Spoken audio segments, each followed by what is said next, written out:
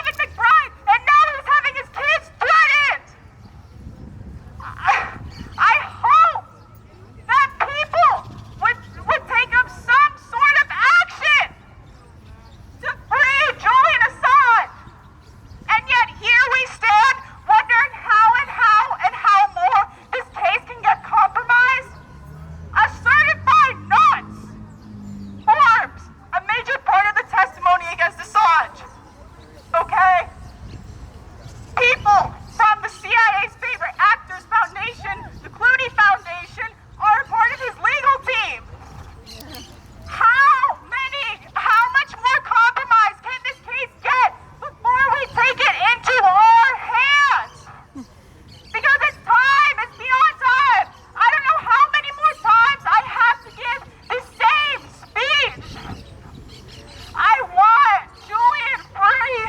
I want them all free!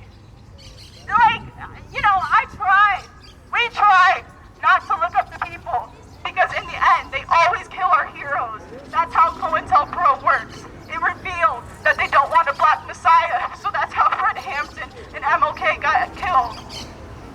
We know they want to take away our heroes, but let's be real, we do look up to these people like Julian Assange and Leonard Peltier and Mumia and all these people persecuted by this wretched fucking system. So let's have some solidarity for them, please, and begin to actually take back our rights. It's time! And I don't know how many more times I'm gonna have to say this, but I will keep fucking saying this hasta siempre! So let's fucking go! Let's do this! Let's free Julian Assange! Happy birthday, Julian, if you ever get around to watching this. I really look up to you, so happy birthday, and thanks everyone for coming.